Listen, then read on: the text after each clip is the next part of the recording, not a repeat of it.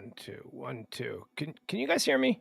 I can't hear myself. I'm having a little bit of issue here. 1, 2. There we go. All right. Hey, everybody. Welcome into the High Noon stream here on the Radio Misfits podcast. But you got sound now, right? All right. I know. Here's the problem. Chat room. Can hear you now. Beautiful, Jameson. Thank you. All right. That was my problem. Welcome into the High Noon stream. The High Noon stream, the first of two streams that I, Pugs, Moran, do each and every day here on the Radio Misfits podcast platform. High Noon comes on Monday through Friday right now, 12 p.m. Central Standard Time. Give or take, Byron. Byron's in the chat room. Come in the chat room, hang out, play, do whatever you need to do in there. The second stream that we do comes on at 9 p.m. Central Standard Time. The only time I recognize. That one's a little different. That one's me and James Parker. It's Pugs and Parker proudly present Pillow Talk. It's a nighttime conversation show. We talk about stupid stuff. Literally spent an hour last night talking about Nancy Pelosi's boobs. That's what we do. That ain't what we do here. Here, this noon show, I like to say this is a utilitarian offering. Think of me like your morning coffee. Think of me like the light switch or the plant that powers the light when you flip the switch. You need this show. This show is designed to give you all the things that are trending. Anything that's happening. If it's a headline, if it's a current event, a hot topic, a trending topic, whatever it is, I will give them to you here every day at noon in a nice little bite-sized morsel. I don't know. Advertising created the word morsel for me. So I've only heard the word morsel used in advertising is, I guess, my greater point. All right, let me get settled here. I've been saying this for weeks. I've been preparing you. Summer hours, things are going to be a little bit different, especially when I have the Rugrat here. He's in the other room. He's watching YouTube videos, so he is stowed away. Occasionally for the next month or so, the 12 p.m. start is actually going to be more of like a 12:07 start as it was today.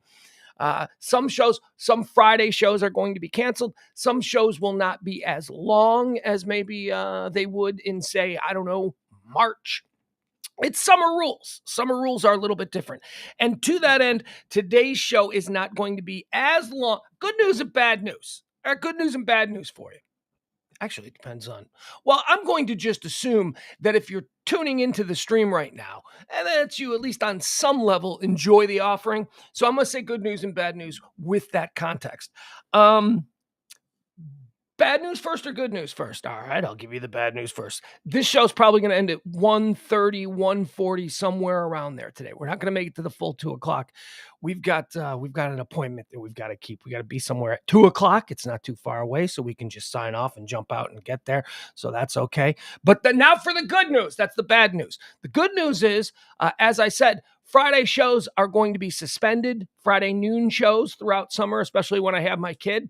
Not tomorrow. I'll do a show tomorrow. We're going to have a full high noon show tomorrow at noon. I had previously intended to take the Friday show off. I'm like Carson. I can't work a full week. I can't do this. This is exhausting. No, we'll do a show tomorrow. I promise you that. All right. So that's the good news and the bad news. Let's get into what today is before we, Hold on. Let me find this. Sorry, I'm running a little bit. Hey, kid! Kid just walked out. It's a live room, folks. People come and go. I'm not afraid of the noise. My kid just walked outside in his underwear. I guess that's one of the privileges of having like a 10-foot privacy fence. You can just like walk around in your backyard totally naked, which is not something that I would do, but my kid is almost doing that. Hold on. I'm scattered. Can you tell I'm scattered? Let me take a drink. Let me get calm here for a minute. We got Byron. We got Joel. Hi, Joel. Hi, Byron. Hi, Al. We got Jeff. We got Sally. Look at this. Everybody's showing up. I love it. All right, guys. Here we go. Are you ready? Are you ready to get into what today is? Today is the high noon show So the kid's just going to go out in the backyard now and make the dog bark like a maniac. Is that... The kid is supposed to be shepherding the dog at this point. The kid's job is to make sure the dog doesn't distract me from doing my high noon duties. And the kid seems to be out there exacerbating the situation. Oh, God. Do you guys have kids? I mean, some of you I know have already raised kids. And if you're my age, you probably already have raised kids. They are so messy. especially 13-year-old boys. They're so messy. I just looked over at the kitchen area, and he knocked over a bowl of watermelon and just kind of shoved it all in the sink. Didn't clean it out of the sink. I think he just figures if it's off the counter and just not even like garbage disposal.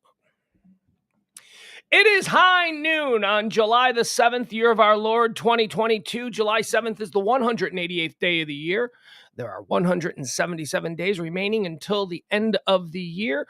What happened on this day in history? That's how we do the show. We give you everything about today. First, what's he eating? Hold on, I see him. He's in the backyard. Oh, he got snacks. You know what he got? Hey, do you know what he got? I don't know. Maybe people down here will know this. I didn't realize it was a national brand at this point. But if you're from the Chicago area and you frequent Wisconsin, then you're familiar with like Sprecher root beer and Sprecher cream dream or orange dream. They're sodas. They're sodas that are sold at this the Sprecher Brewery there in Milwaukee. Milwaukee, known for beer and brew. What'd you get? An orange dream? Yeah. And what else? You gonna close the door? You just gonna walk in and leave the door open? All right. Also, I was just addressing this issue. What's going on with the watermelon, man? Clean it up, put it away. Maybe at least the stuff that's left over, put in the fridge. Are you going to eat it? Go for it. There you go. All right, don't bother cleaning up the stuff. Just go ahead and eat what's left. 13. What was I talking about? I don't even know what I'm talking about. All right, he's now safely stowed in the other room. The dog is with him. He's got his lunch. He's fine. Now we can continue. Oh, by the way, show runs on your gratuities. Got to get this out, the obligatory plug for how the show runs. You want to tip a little something, treat me like your bartender, your barista, your car valet, whatever it is. You got plenty of avenues to do so right there at the bottom of the screen. You can do the podcast. Oh, Jesus. Just take a deep breath and calm down. That's all I got to do. We've been up for a bunch of hours. We've been doing stuff. We've been doing laundry. We went in the pool, So I'm a little bit frazzled right now. So I'm going to take a deep breath and we're going to get started. There are plenty of ways for you to contribute to the show's ongoing whatever. Okay. You can do that. Cash, you already know. If you're here, you're a regular, just the reminder. I hate doing it. Let's move on. All right. Let's talk about what happened on this day in history. The show is divided into parts. We start out with all the things that happened on this particular day. We tell you why today is so cool. Then we talk about some people who were born on this day. And then maybe we mourn or consider the lives of people who have been lost on this day. That is the first part of the show. Second part of the show, topics. We start running down the trends. We start running down the headlines. So let's get started. What happened on this day in 1863? We're going not all the way back, but we're going a little bit back. The United States begins its first military draft in 1863 on this day. The first United States military draft started. And check this out. It was a draft for all legal age American citizens. Boys, not girls. They let women fight back then. No, they didn't. Women were barefoot and pregnant back in 1863. However, if you didn't want to fight, if you didn't want to defend your country, if you didn't want to be a proud citizen, you could just pay $300 and they'd say, okay, it's like total. What is that? What is that? Everybody has got to register, be eligible for the draft. We're going to start drafting people. It's 1863. Oh, what's that? You got a rich daddy? Yeah, you don't have to go. Give me more poor kids. I need more poor kids to feed into the meat grinder of war. Yeah, look at that. It's $300. If you had $300, you didn't have to fight. You didn't have to be a patriot. You could just walk around and act like you're better than everybody else. Nothing's changed, folks. Although I think, obviously, they've gotten rid of the exemption, right? I mean, now it's just your dad has to know somebody. You don't have to actually pay somebody. I think now the only way you get out of the draft, well, there is no draft. But if there was a draft, or in most recent times when there was a draft, going back to, I guess, the Vietnam War, the only way you'd get out is if your dad made a political contribution. Or maybe your dad knew a congressman. Maybe he golfed with a senator. I don't know. Connected people never had to fight. And it began on this day in 1863. Exemptions if you had $300 in 1863. What was $300 in 1863?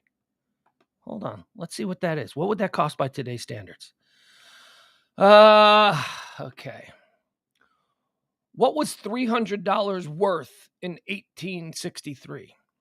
Let's see here. Here's information from inflation calculator. All right. So it looks like that was about $7,000. Price difference on $300 base. Oh, hold on. Let's do this for real. Yeah, Adam says about $10,000. The calculator here is telling me. Dun, dun, dun. Yeah. All right.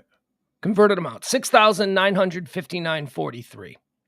All right. So if you had $7,000 today, I bet you that would have gone up. I bet you today it'd be like $100,000. You know what I mean? Like, wealth is just different today. Wealth is bigger than it ever was. All right, let's continue on. Also on this day in 1946, Howard Hughes, the crazy billionaire who he was crazy. He went crazy. He became an agoraphobic. He wouldn't leave his hotel room. He what was his deal? He was living in the penthouse of some fancy hotel in Las Vegas.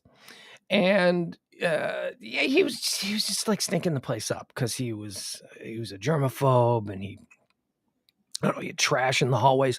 And so the hotel was like, "Hey, Howard Hughes, we know you're the richest guy in the world, but you got to get out of here. We have high rollers that are coming in. We got people who are gambling. You're not gambling. You're not spending any money. You're just buying the room. This room is reserved for big shooters. We need you out of this room." So Howard Hughes said, "Nope, buying the hotel." Bought the hotel.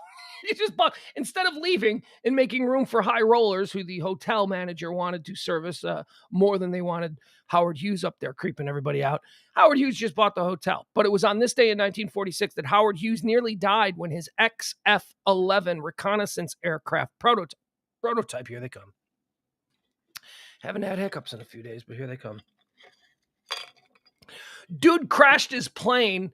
Howard Hughes was an aviator. Well, the movie The Aviator, you've probably seen it. Howard Hughes was he fancied himself a pilot. He fancied himself an adventurer. He fancied himself an industrial. Well, he was an industrial. He was an oil baron, all that kind of stuff. But he really wanted to design aircraft, really cool planes and stuff. Most famously, the Spruce Goose, which was the largest water plane ever built. I don't think it ever got off the ground. I don't think it flew. People said, "Howard, that's not going to fly." And he's like, "Yeah, well." And they're like, "Prove it." And he's like, "Nope."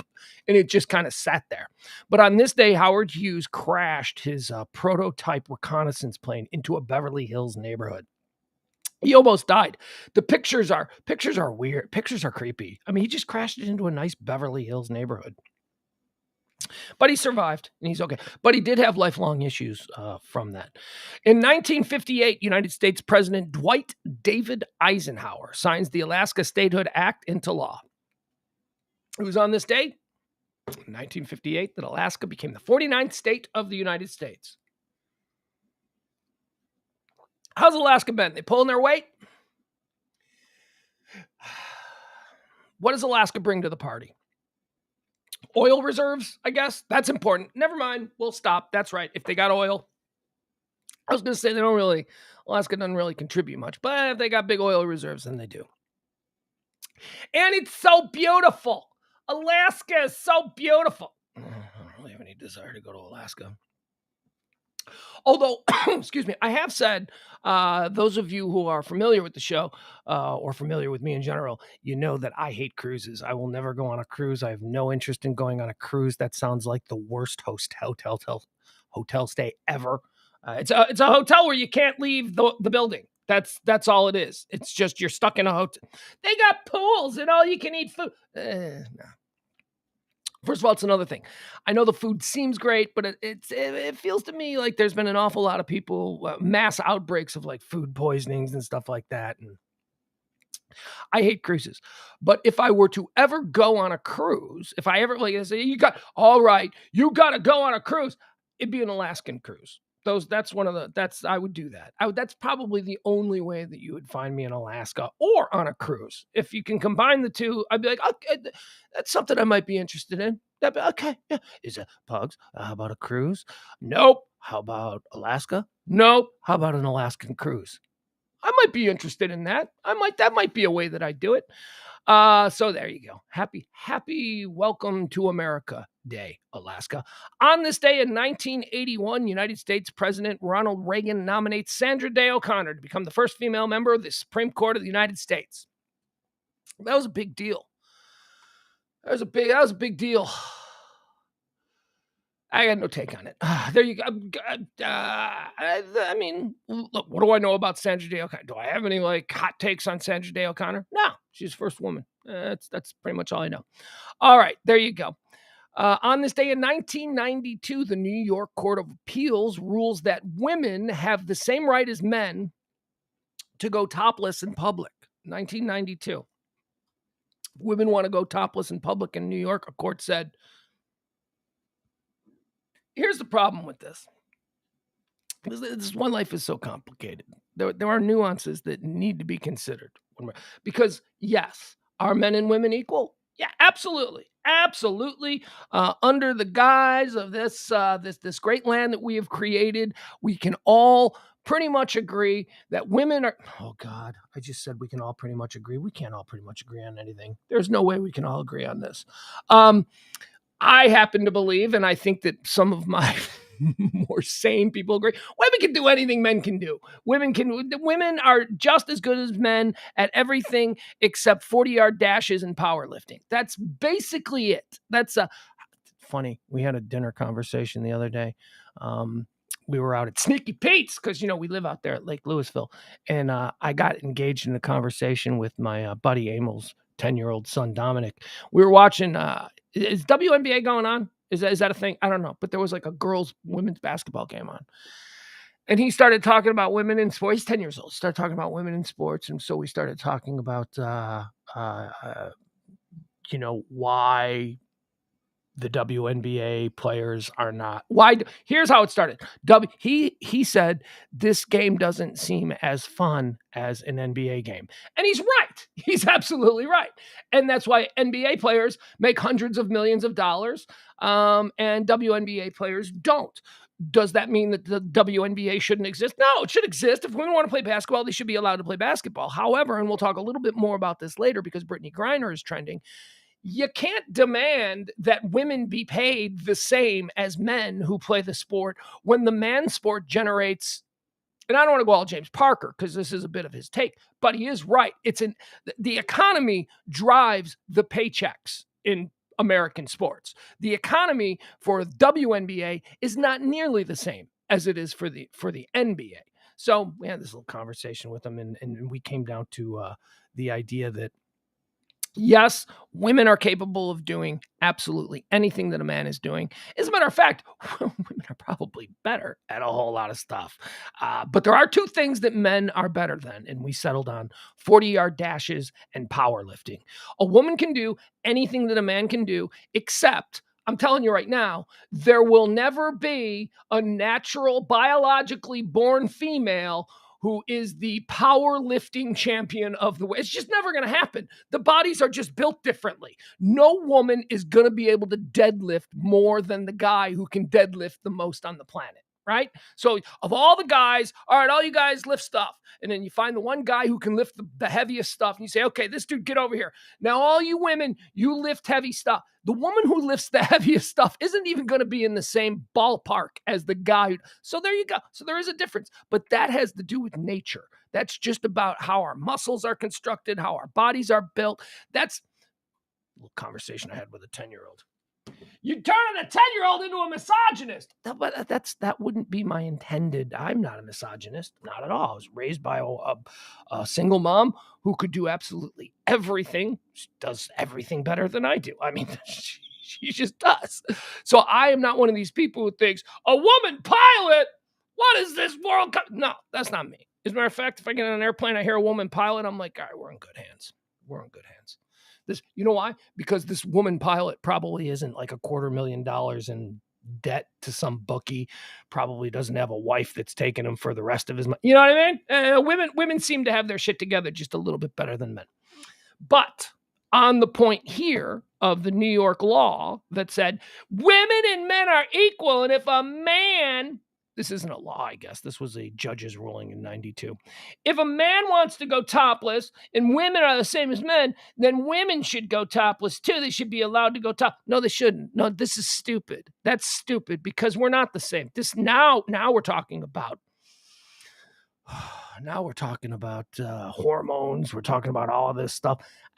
Simply put, if women were allowed to just walk around topless, I know I could, and I know that we normal men could, but there are just too many guys out there that wouldn't be able to handle that. And I don't mean like, I'm outraged, but no, I mean like, I want to touch them kind of weird. You know what I mean? Guys are weird. And that's because of hormones. That's because men are driven biologically to spread their seed. That's just how it is. Oh, my partner Kelly used to get so mad when I went into this. Women are created, naturally. We're talking about instinct. We're talking about nature over nurture. Women are in every type of gender discussion, whether we're talking about animals or women are geared to find the best, most superior genes to create another child with. So women, and now let's take that and let's put that into the modern dating world. That's why women like guys with money. That's why women like guys who are successful. That's why it's not just she wants all the money. No, it's a nature thing. A successful guy is attractive to a woman because that guy can provide security. That guy can provide, maybe he'll provide an offspring that will also be successful. Men, no. Men's entire biological makeup is just spread that seed. Let's get as many of them out there. I mean, there is really no monogamous instinct in men. That's a female thing because the female is the nurturer who has the family and builds the nest and all of that. And the man goes out and has 5 families. The man goes out, not the way it is today, but I'm just talking about natural. Men can't control themselves. They should be able to control themselves, but it's a hormone thing. They get horny. Men get horny. So that's why this is a stupid law in New York. It's not. Women and men are equal, and if men can go topless, then women should as well. No, come on. Yes, agree. Women and men are equal. But again, nuance. This is a bit more complicated than simply just having a line item, men, women equal. Yes, in all other aspects, but not when it comes to like sexual stimulation and all that kind of stuff. Men are ruined. We are monsters. Let's move on. All right, in 2016, ex-US. Oh, wait a second. No, I'm sorry, not 2005. These are two very big ones here. In 2005, a series of 4 explosions occur on London's transport system, killing 56 people, including 4 suicide bombers, and injuring over 700 others. This is 7/7. They call this 7/7 in England. But a lot going on in England today. We'll get to that. 7/7. It's our 9/11. No, it's not really your 9/11. Spam? I don't need no spam. I can't take your spam call now. Get it's a political call. Political call? I ain't taking political call. Maybe I should have. Maybe I should have talked to that person. But then that would deviate from what this show is supposed to be. So the English, they refer to it as their 9/11. It certainly wasn't on the same scale as 9/11, but terror is terror. It was a absolutely horrific situation. I remember when that happened, 2005. They locked down the whole city of London for about 24 hours. They didn't know what was going on. They just knew that some people had attacked the tube system there in London, and 4 explosions and a bunch. Those were the backpack guys. You remember all the videos of the guys with the backpacks? They looked like typical students, and then terrible. That was on this day in 2005. Closer to home, real closer to home. On this day in 2016, right here in Dallas, Texas, ex-U.S. Army soldier Micah Johnson shoots 14 policemen during an anti-police protest in downtown Dallas, killing 5 of them. He is subsequently killed when a robot-delivered bomb detonates next to him. I was in Chicago when this was going on. Man, what a night, huh? I mean, I'm sure you guys all remember this night. I mean, for anybody who has any ties to Dallas, what a horrific night. This was around the 2016, so 6 years ago today. This was when, there's protests right now going on as we speak in Akron, but it was sort of at the beginning, maybe, of this mass sort of awareness of police procedures and police shootings and all of these things. And there was a sizable protest that was occurring in downtown Dallas. You guys, maybe help me out in the chat room if you can. Was the protest in Dallas, because again, I was in Chicago at this point, I had moved back for a period. Was this protest in Dallas, was this in response to a Dallas police involved shooting? I'm not sure. I'm not sure if it was just sort of a reaction to what was happening nationwide, or if it was, specific to an incident that occurred here in Dallas. Anyway, what a night, man. What a freaky, the way that thing unfolded. Oh, just shooting cops. Okay, so your protest cops, that's fine. But then you get some madman who just starts opening fire on people. And he ran into, was it the El Centro college down there on, I guess, right along Pacific, maybe, or wherever that is. Wasn't it the El Centro college parking garage where this guy ran to? I want to say it was. And he was holed up in the it was a police justice, police anti-brutality rally. Kenny is calling it a BLM rally, so it probably was. Since they are the center of the police. Yeah, but you know what I'm saying. Jennifer says, it was the El Centro parking garage. So the El Centro parking garage, for those people who aren't even as familiar with the Dallas area as maybe some of us here in the chat room or myself talking, if you know Dallas, this occurred, I don't know, a half block from the grassy knoll, a half block away from right there, right in the area where the Oswald Kennedy thing went down, where the Texas School Book Depository and the museum for Kennedy, the Kennedy Assassination Museum, 6th floor museum, I think it's called. Yeah, the 6th floor museum is. So it's right there in that area. And it was very controversial. And I was this David Brown? Was David Brown the chief of police at the time? David Brown is now, David Brown is in Chicago. He's the chief of police of Chicago now. And they derisively call him Dallas David Brown, thinking he can solve the problems in Chicago. I don't know. I was never a David Brown fan when I was here and when he was here. And I'm not a David Brown fan now, now that he's in Chicago. But I believe he was, or whoever was in charge. I don't want to unfairly hang this around his neck, although I think it was David Brown. So Byron, was it the Botham Jean shooting? Was that what kicked the whole thing off? The Black Lives Matter, police brutality, police shooting thing? To me, in my mind, the Botham Jean shooting that occurred when an off-duty Dallas police officer entered the wrong apartment, thinking she was in her apartment, and it turned out she was in Botham Jean's apartment, and Botham Jean was sitting there watching TV on his couch, eating a bowl of cereal. She walked in thinking it was her apartment, saw a black dude sitting in her apartment eating, and then she just killed him.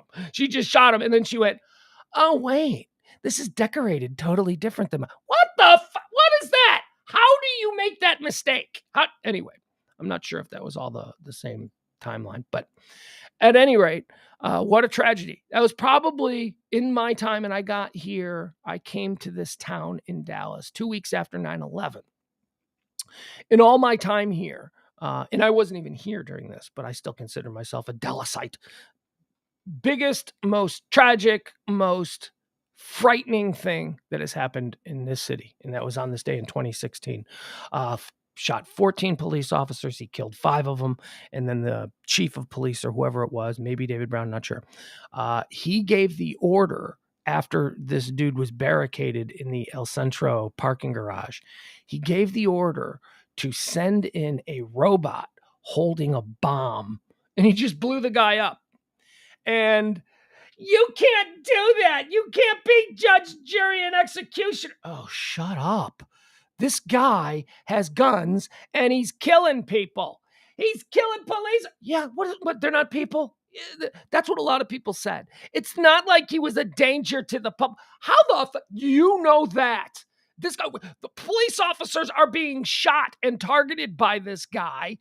There's a big rally going on. There's thousands of people in the streets participating in this rally. This guy is an obvious danger to the general public. So if you want to strap a bomb to a robot and roll that robot right up to this piece of shit and blow him into God bless, do it. Honestly, when they did it, the immediate aftermath of that, I thought, that's pretty genius. That's pretty good. You know, don't risk a SWAT team guy going in there and trying to take this madman down. Just get him the hell out of there. Just blow him up. But there was a lot of criticism for the way that guy was taken out. Not by me, though. I thought that was pretty clever.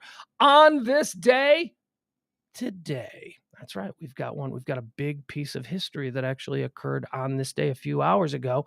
On this day in 2022, now, Boris Johnson, Prime Minister of the United Kingdom, announces his resignation as leader of the Conservative Party following days of pressure from members of Parliament during the 2022 United Kingdom government crisis. That's what this is being called. This whole situation is being called the 2022 United Kingdom government crisis.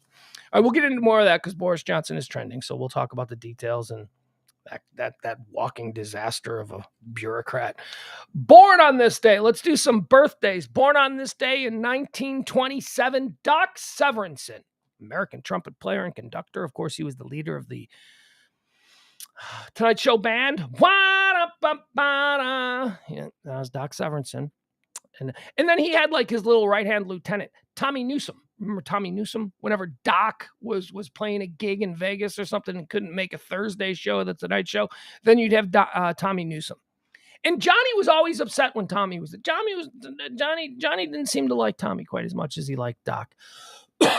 Doc was kind of wild. Doc was. I keep saying was. I'm burying the lead here. By the way, lead spelled L-E-D-E. If you ever try and use that phrase, don't spell it L-E-A-D like a lot of people do. Burying the lead is a journalism term. L-E-D-E. That's how that's spelled. Doc Severinsen's alive. He's 96 years old. 96 years old. Doc Severinsen living in Oregon. I know because I read a quick little bio on him, on what he's doing.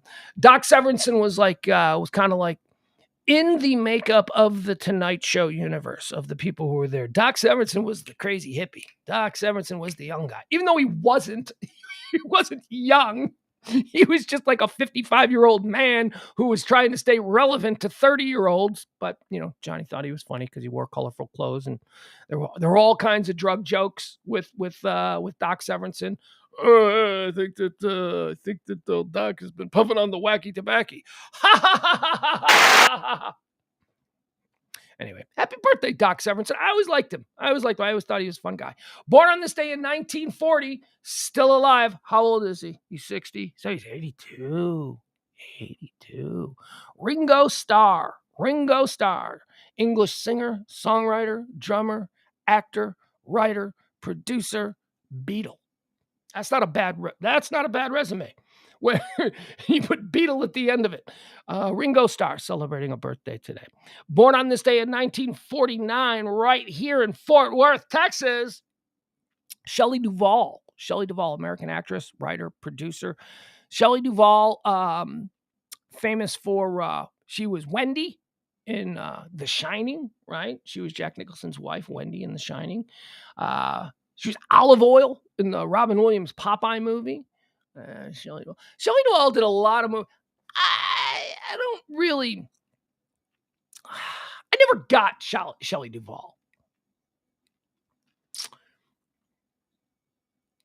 I think that for me, she will always be Olive Oil because that's probably the first thing that I was a little kid and I loved the Robin Williams Popeye movie.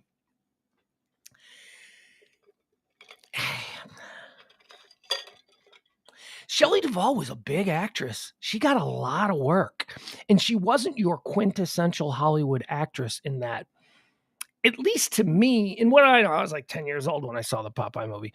But at least to me, she wasn't she wasn't Farrah Fawcett, She wasn't. I guess she was a good actress. I don't know. I mean, I love The Shining, but not because Shelley Duvall. I mean, to me, you could probably put anybody in there to play the wife. It wasn't a beefy role, it was just the wife. It was the aggrieved wife of crazy Jack Nicholson. She was great as Olive Oil. I'll give her that. And maybe that's it. Maybe that's why. Maybe I just think of her in my mind. I think of her as Olive Oil. And although I like the Popeye cartoons, I never really thought Olive Oil. Olive Oil was no Judy Jetson, if you get my point.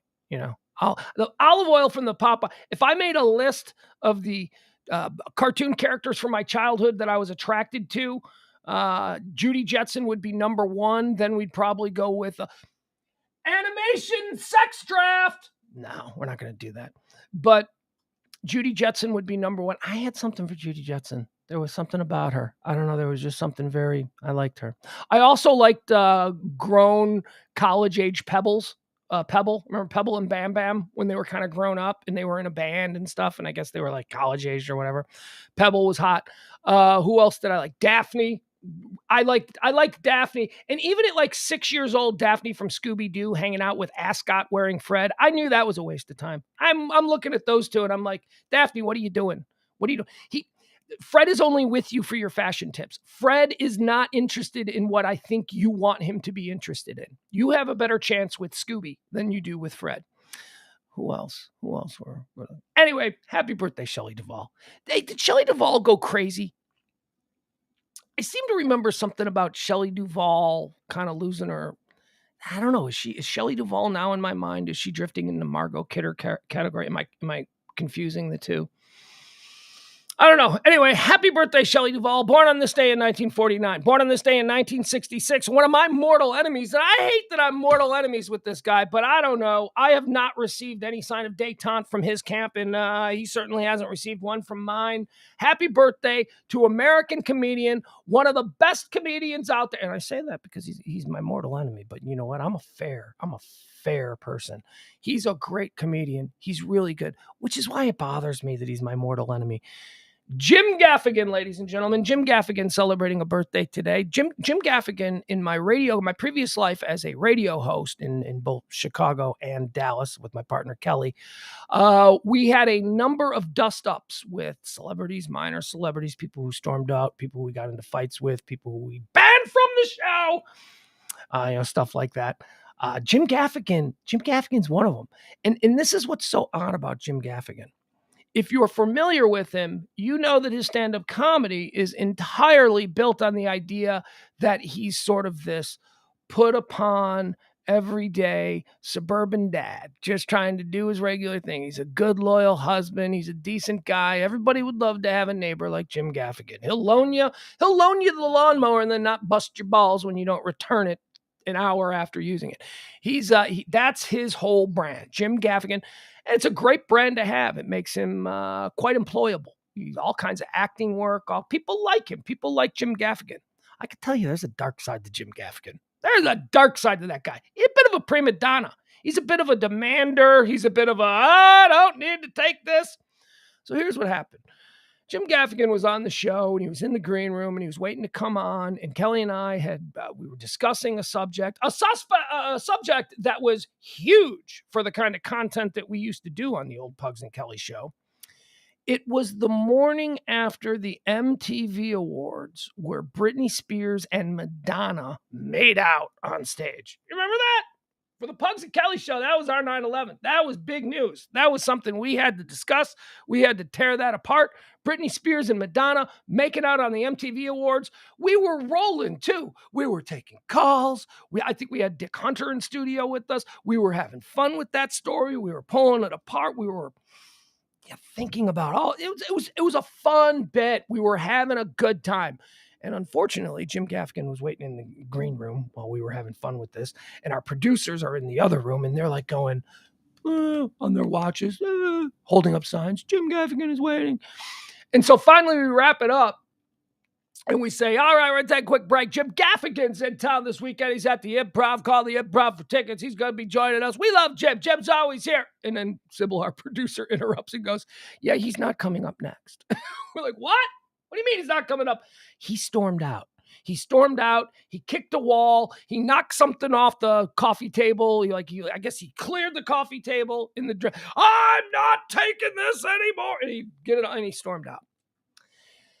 So at that point, we had a whole segment to fill. So we all just decided to fill it by talking about what a prima donna bitch Jim Gaffigan was. Well, Jim Gaffigan was listening in the car on the way back to the Improv or wherever the hell it was he was staying. And apparently for 3 days in a row, Jim Gaffigan got up on stage at the Improv and just destroyed me. Not Kelly, because that would probably be against his brand. But if any of you remember Kelly was meaner than I was. Kelly, that was her thing. She didn't seem like she was mean, but she was the wit. She was the cruel wit. She was the one that really could fillet somebody with one slice. That was her deal. But apparently, I'm the guy. So Jim Gaffigan destroyed me. So we're at war, and we've been at war ever since. But happy birthday, Jim. Jim Gaffigan's birthday. Born on this day in 1969, Cree Summer. Does that name mean anything to you? If you come from the 80s, maybe it does. She was Freddie on A Different World. You remember A Different World, the Cosby Show spinoff, the Lisa Bonet vehicle? Dwayne Wayne, right? Wasn't Dwayne Wayne one of Whitley, right? Jasmine Guy. It was when Lisa Bonet's character from the Cosby Show went off to college, and they gave her a whole spinoff, A Different World. Cree Summer played Freddie. Freddie was the she was like a hippie chick. She was really cute. I mean, she's really cute. I like Cree Summer.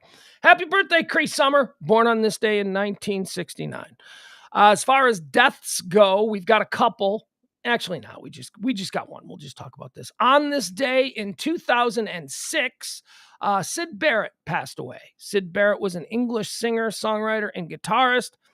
And you may not know the name. And I mentioned Syd Barrett because what an absolutely fascinating story.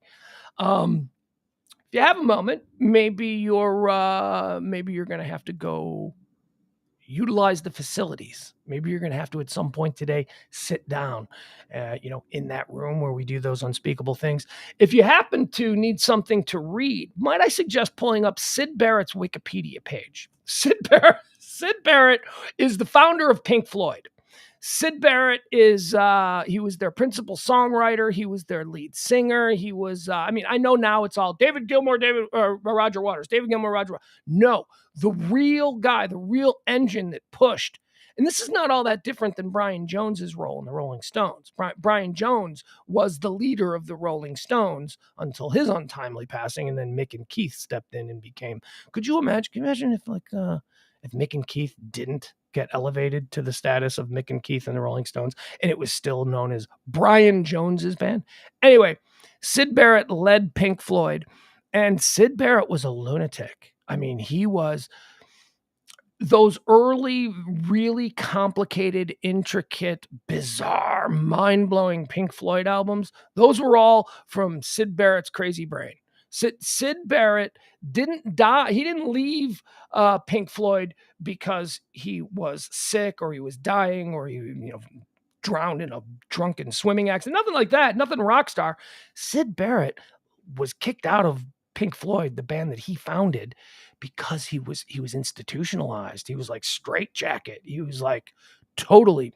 Anyway, he died finally on this day in 2006. Like I said, though, fascinating life story. So I saw a documentary on Syd Barrett like 20 years ago, and I was like, whoa, this is an interesting guy. On this day in 2006, Syd Barrett of Pink Floyd passed away. All right, let's get into the trending topics, because that's what this show is all about. We like to run through all the things that are happening in the world today. We give you a nice little cliff notes of what you need to know about what's happening. Highland Park, Illinois is trending again, number one on all platforms. This is something that we're used to now in the days following some form of terrible massacre, as we saw on 4th of July in Highland Park, Illinois. In the days that follow, we always get slow bits of information, background information, warning signs, red flags, if you will, stories about the shooter, that kind of thing. Well, they're coming out. Like, for instance, when this first happened, one of the one of the early reports about the shooter, even when they were looking for the shooter, was that police had an idea of who the shooter was. And I said, well, of course they have an idea who the shooter was, because Highland Park is a really wealthy, upper middle class, all American kind of suburb about 20, 25 miles north of Chicago. And when you have somebody in the small town, 30,000 people, small town. Oh, and by the way, when I say it's 30,000 people, because I've lived in both the Chicago area and the Dallas-Fort Worth Metroplex, Chicago suburbs are much smaller than Dallas suburbs. Dallas, like Plano. What does Plano got? 500,000 people. What does Arlington have? Is Arlington almost at 1 million people? I mean, these are suburbs. These are like megaburbs, actually. So, like, if you were to take Plano, the suburb of Plano, and you were to drop that into, say, the Chicago metro area, that would probably be divided into 4 or 5 different suburbs. It wouldn't just be Plano all the way from Garland to Flower Mountain. No, you know what I mean? Plano is massive. So 30,000 people live in the city of Highland Park, but that doesn't mean it's like 30,000 people and it's rural and there's nobody around. No, there's in the like basic area of Highland Park. We're talking about millions of people, so it's very condensed. But the actual city of Highland Park only has 30,000 or so people, and it's wealthy people, it's successful people, it's dare I say clean cut, type of community. So when you got a guy like this shooter running around, yeah, I imagine the police are gonna notice the guy out in front of the Fendi store on Main Street with the face tattoo, right? I mean, I think so. When they said, "Yeah, we got an idea who this might be," that was my first thought. I was like, "Oh, okay, so this guy he's either someone who's been involved with the police in the past, or there's something unique about him. He's and then we saw a picture of him. I'm like, yeah, that's why the police knew who he was. Look at him. That guy stands out anywhere." But that's not the only reason police knew who he was. Police in Highland Park knew who he was because they had 22 visits to the home of what's his name? Chris Cremo, whatever, Bobby Cremo. 22 visits to the home. But here's the thing. Almost none of them were for Bobby Cremo, the shooter. Police made 22 separate visits to the Cremo home. The vast majority of them were because of the dad. Remember we talked about the dad? The QAnon crazy, nutbag, far right, crazy ass dad. Apparently his dad was a dick to the mom and there was a lot of fights and the police were called 22 times. The majority of those times, I don't have a number breakdown, so I don't know. Actually, I do because we have 1, 2, so only 2 times. Only 2 times were police called because of situations concerning the shooter, Bobby Cremo. 20 times it was because dad and mom just couldn't keep their shit together. They were just screaming at each other. Domestics is what they're being referred to. Now, they did arrive at the Cremo home on 2 occasions to deal with the kid. Once was in April. All right, so here's the problem. This is the problem that we're seeing developing right now. Here's the big situation. In April of 2019, police were called to the Cremo home because Bobby Cremo was locked in his bedroom that was filled with weapons, not guns, other weapons. So how old would he be in 2019?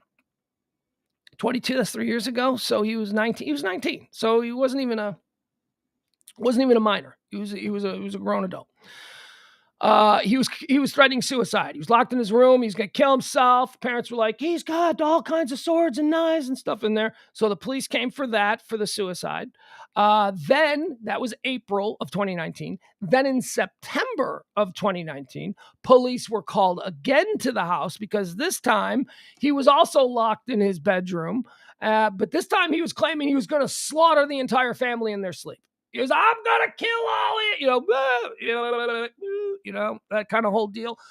So at that point, the police showed up again. So those were the only 2 times that the police were called to the Cremo residence with concerns about Bobby, who would go on to be the shooter. So again, the first trip to the Cremo residence was when he was suicidal. That was in April of 2019. The second was in September of 2019 when he threatened that he was going to kill the whole family. In December of 2019, and this is the big thing that's coming out today.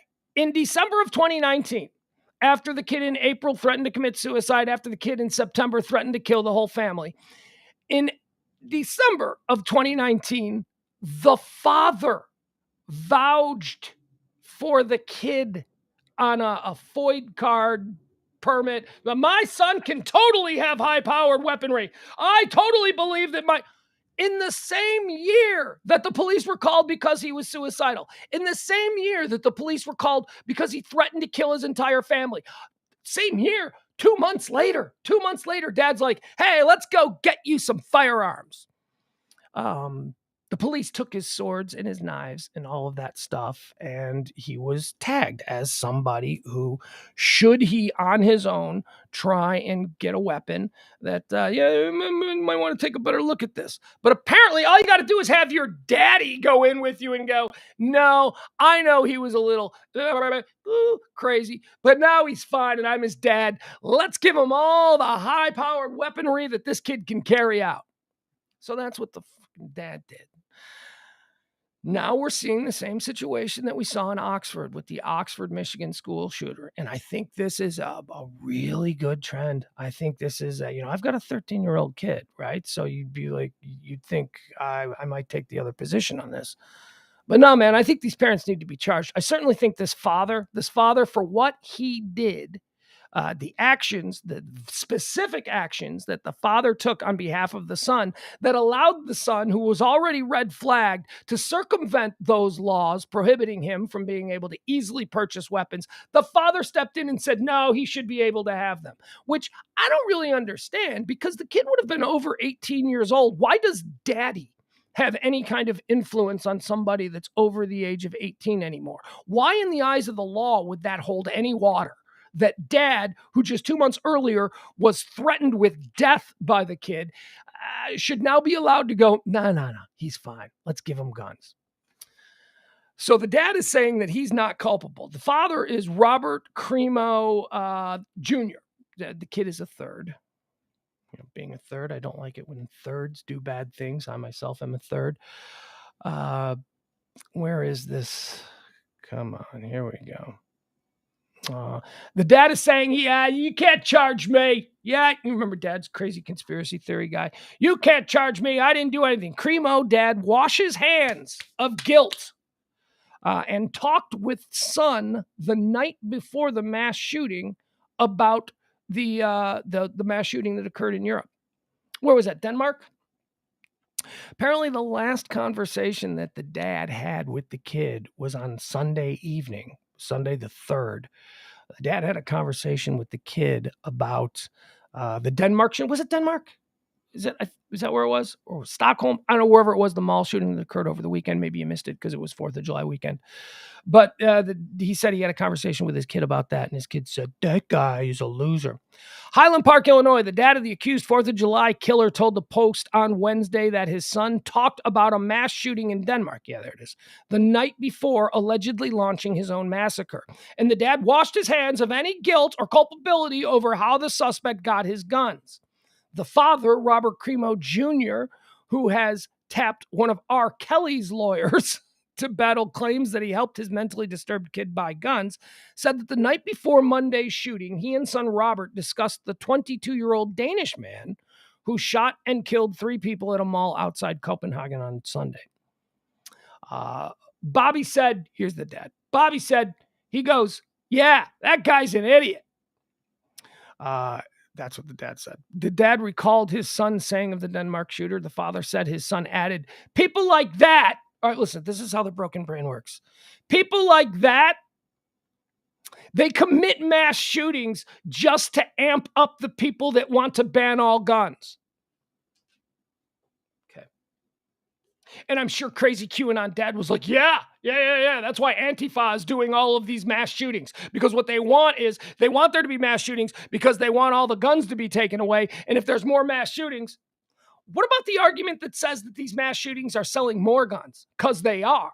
Because people have more of a need for personal safety now. We're seeing these mass shootings. More people are arming up. These morons went in the other direction. These morons went in the direction that, oh no, these mass shootings are really, they're not being done by crazy people who just, have guns. These are being done by people who hate guns, people who are anti-gun, who just happen to go out and buy arsenals and decide to slaughter a whole bunch of people because they know that that'll look bad for people who look guns. It's moronic. There's what is not connecting in your head? What? These are just crazy people.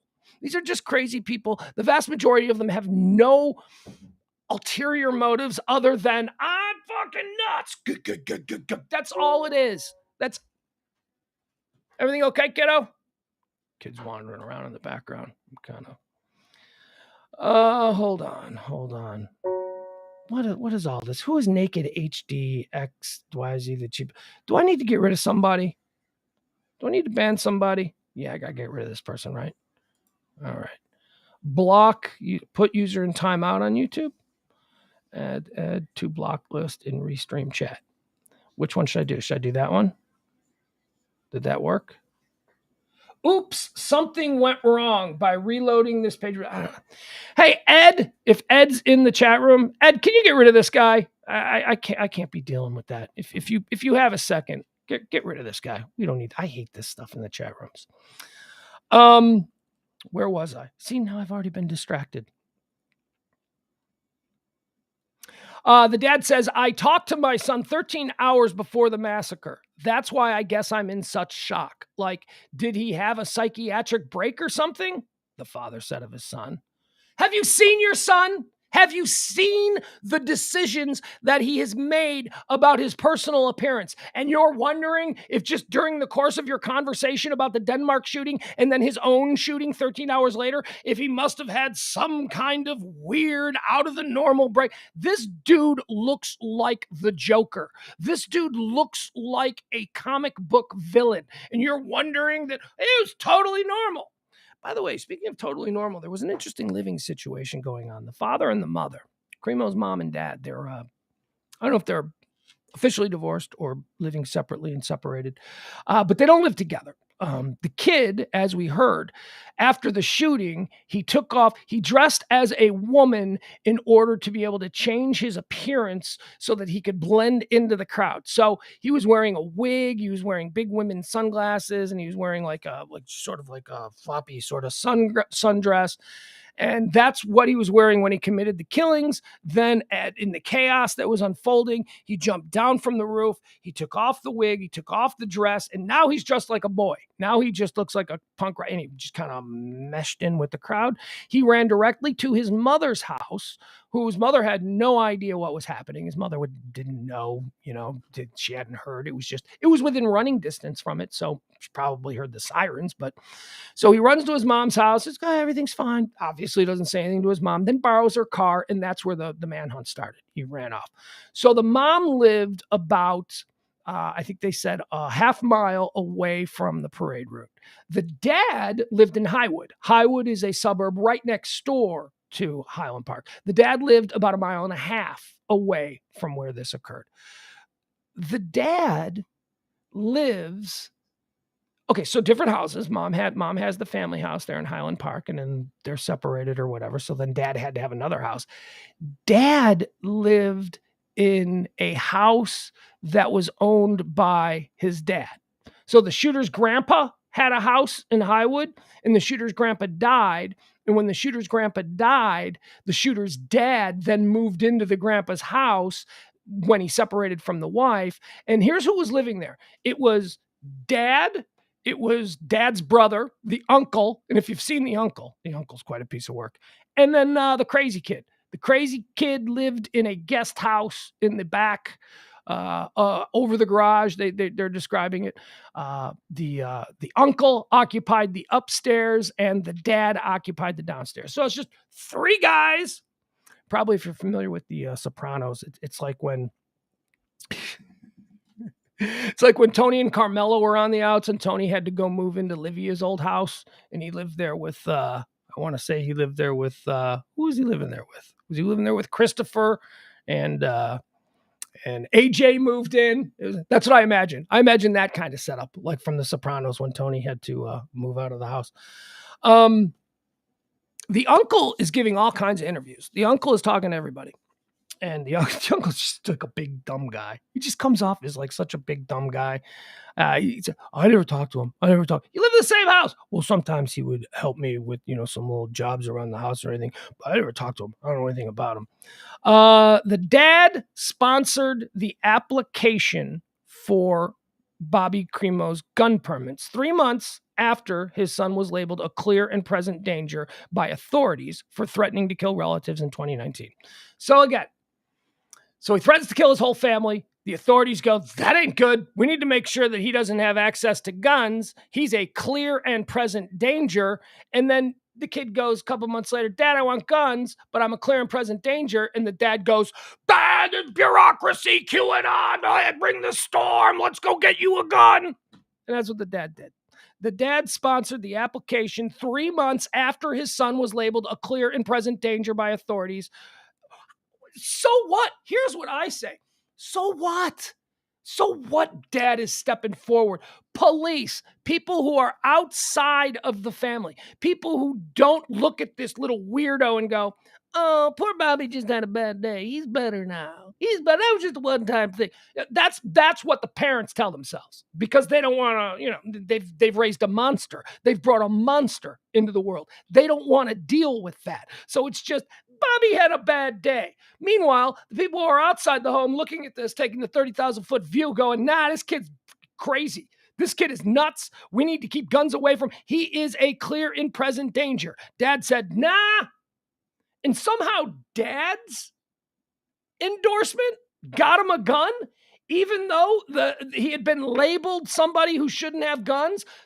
Is this a judge? Who decides this? Or is this just a process? Well, it says here, you can't have guns because when I put your name into the computer, it comes up, red flag, you can't have guns. But who's this, your dad?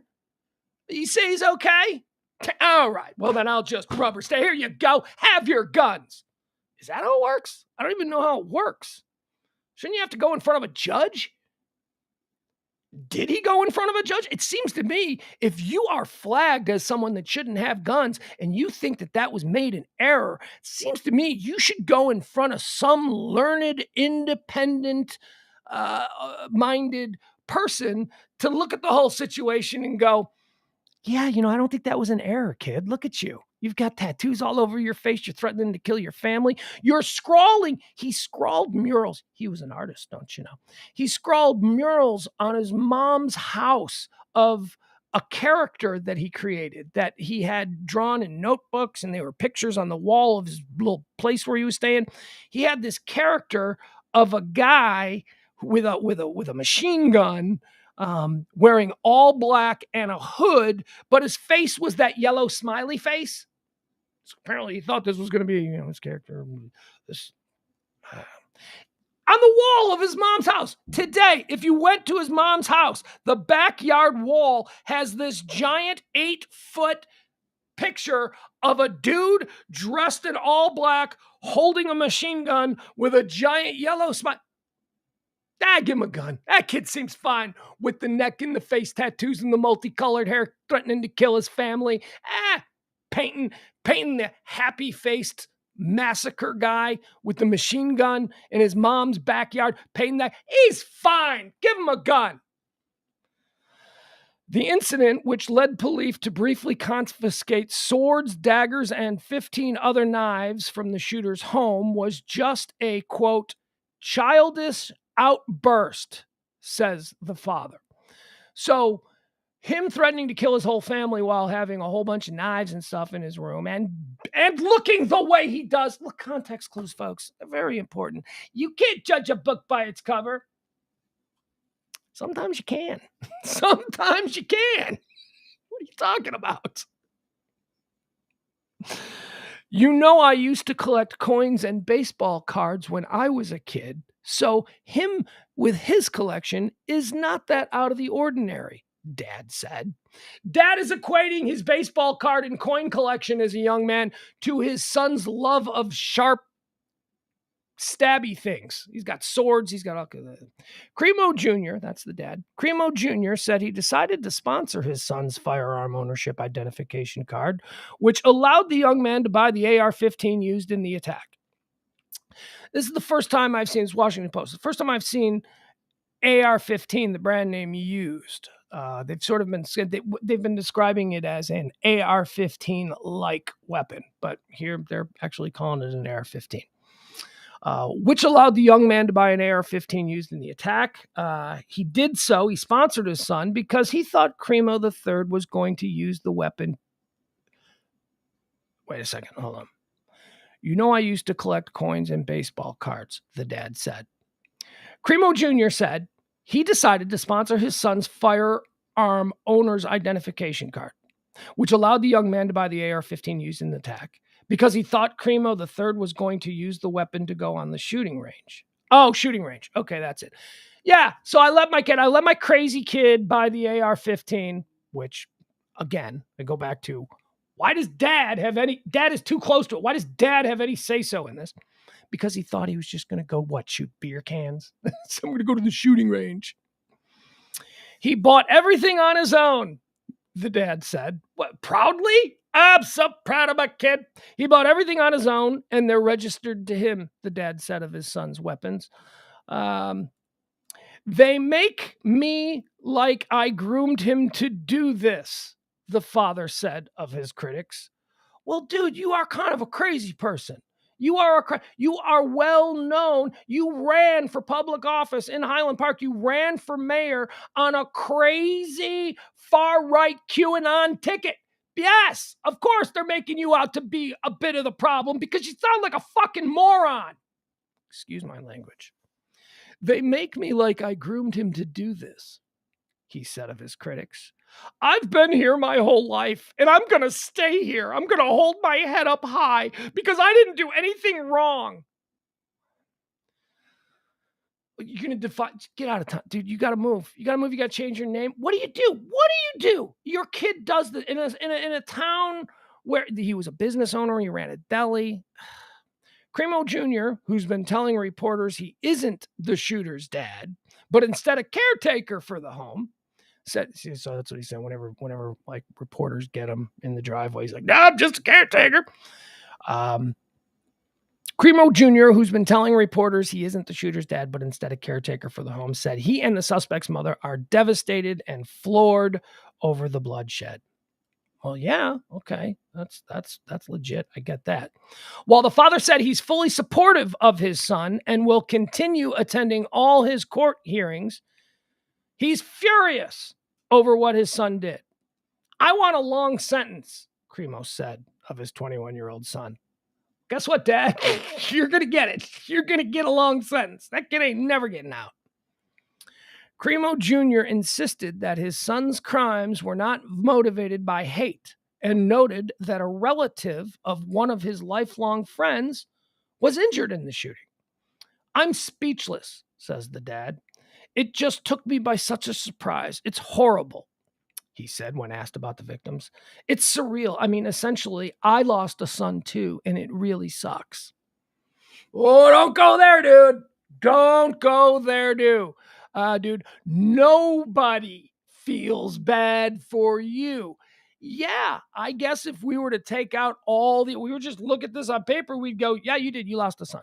Your son isn't dead, but yeah, you don't have a son anymore. He's not. There's going to be no more Thanksgivings with him. There's going to be no more birthdays, no more dinners, no more celebrations.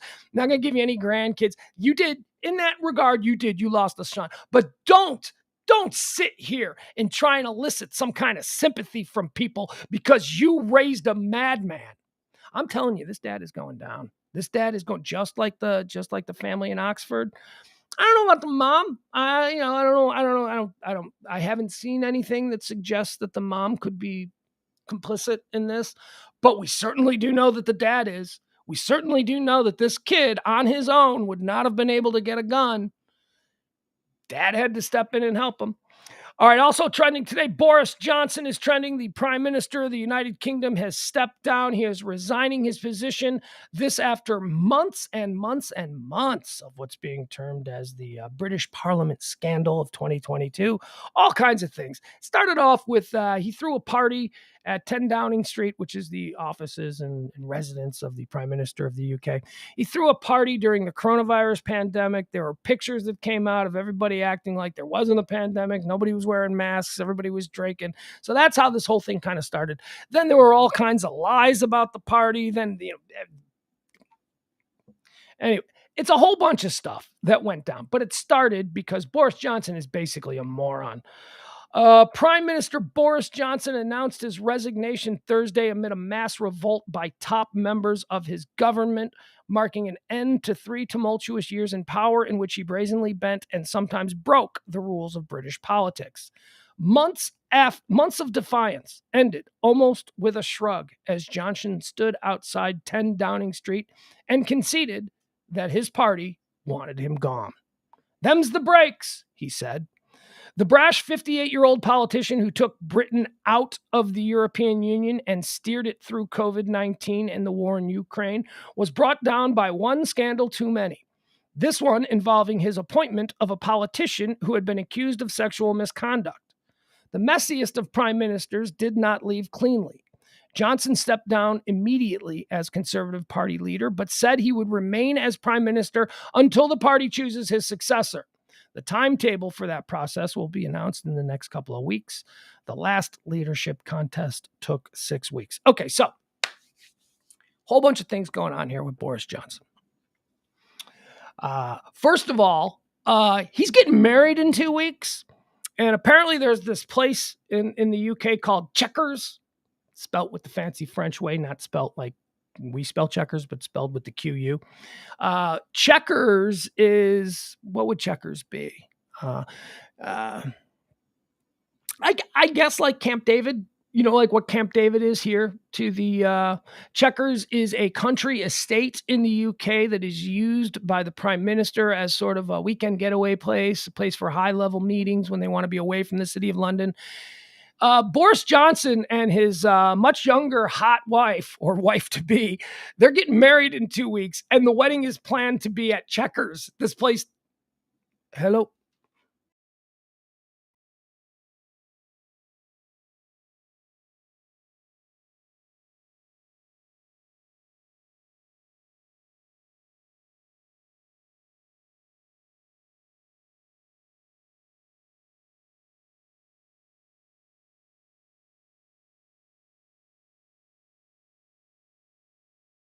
That was weird. All right, my Zoom box just crashed in the middle of the show. Hey. Excuse me. All right, so what was that? So he's planned to have this wedding at Camp David. And if he steps down like immediately, which is what everybody thought he was going to do, then he wouldn't be able to have the wedding. So he's going to stick this out. All right, you got me. Here's the deal. I'm going to go, but I'm going to stick around here for a little while. And now people are saying this has everything to do with the fact that in 2 weeks he's getting married at the country residence of the Prime Minister. He doesn't want to lose the deposit. What? You know what I mean? Free wedding, whatever. Many want him to go now, with some conservative politicians expressing fear that he could do mischief even as a caretaker prime minister. It's very difficult to see how Boris Johnson, given the character that he is going to be able to govern for 3 months in quiet humility and contrition, said George Freeman, who resigned as science minister on Thursday.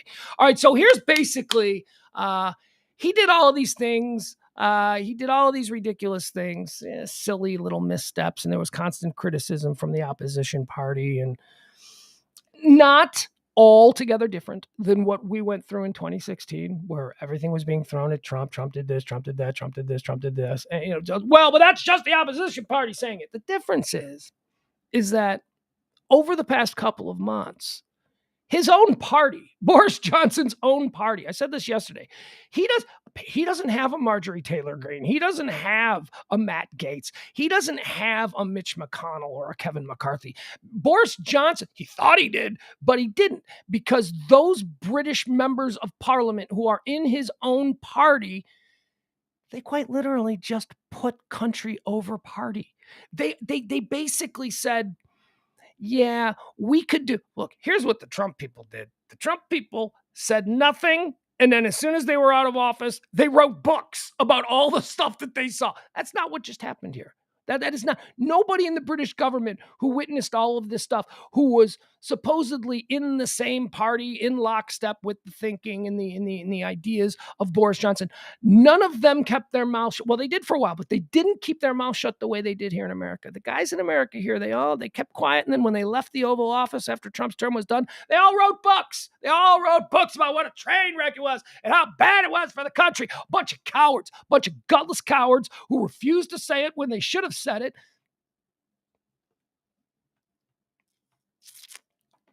That was my first thought. I'm like, wow, look at this. In England, the people who actually govern the people in this instance, and I don't have any other examples, but in this instance, they devastated their own political power base because it was the right thing to do.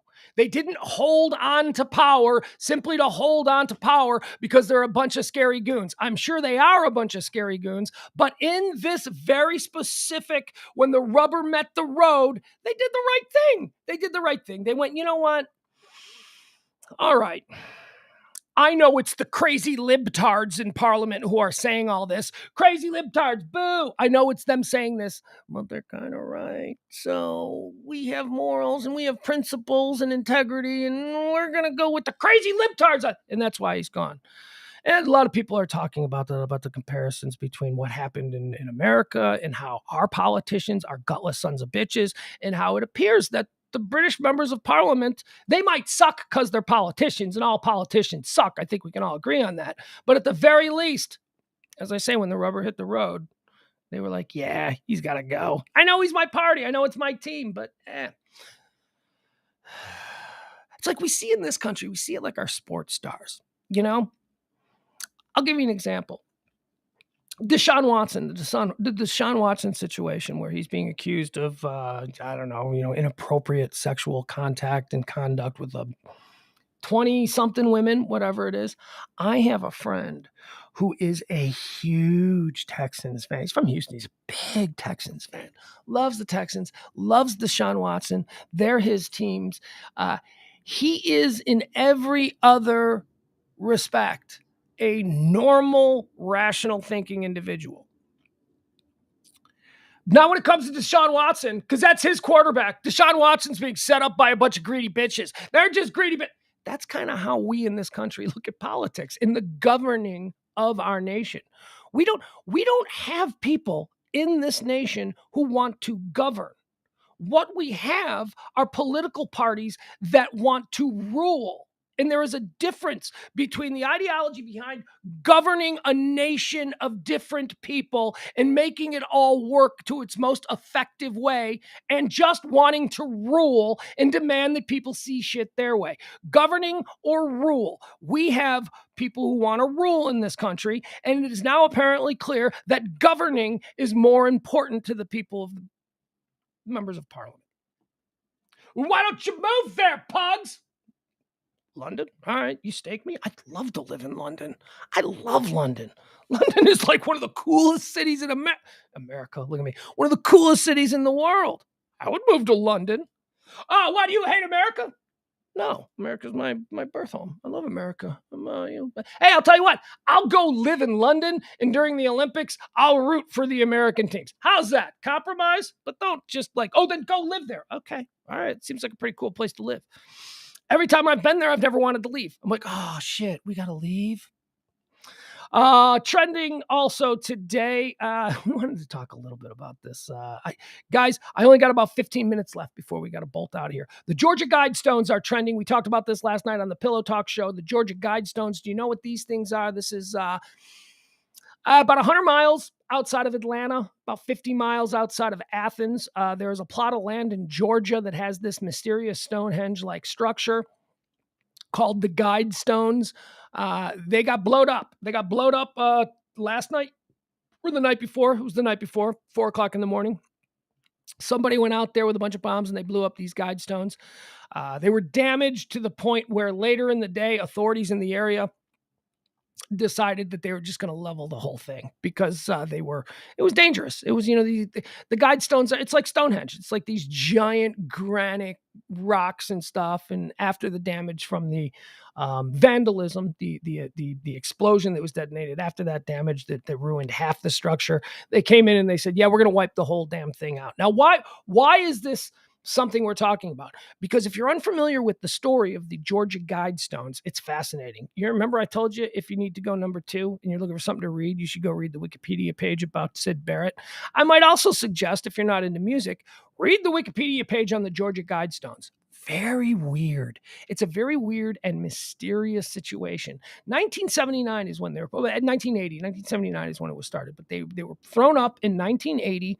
They were purchased by a guy using a fake name. Here's basically what happened. So the belief is that there was a group of people who, during the height of the Cold War, which 1979 certainly was, believed that the world was about to end, that the world was going to devolve, that half the population was going to get killed, more than half the population, and that they wanted to create a structure that would withstand a nuclear holocaust so that future generations of humanity, as they were trying to rebuild this society, they could turn to these Guidestones as sort of a constitution, if you will, on how to rebuild society. Now, Christians, crazy far-right QAnon Christians, believe that the Guidestones were built by the devil, because of course they do. And then other people believe that the Guidestones are for, or they speak of the coming new world order, whatever. It's just a very weird thing. And nobody knows who built them. They were funded by a trust with a bunch of people using fake names. The land was purchased by a nameless entity who just purchased the land from a rural farmer in the area. So nobody really knows who paid for them, who built. There are theories about who did, but nobody really knows who paid for them, who built them, who did them. The far right believes that it's Satanists, that it's a whole actually not the far right, QAnon. I don't, because there are people on the far right who are not crazy QAnon people. They're just terrible people. Just like there are people on the far left who aren't, blowing up police stations or burning down McDonald's, but they also suck. They're just crazy, sucky people. But people believe, QAnon believes that it's a Satanist thing. There was even a woman, Candy something, I can't think of her name. She was a Republican candidate for governor in Georgia. She was eliminated in the most recent primaries. Her entire campaign was about, if you make me governor, I'm going to destroy the Guidestones. Because Satan cannot be allowed to have a portal. She believed it was a portal for Satan in Atlanta, and she was running for governor.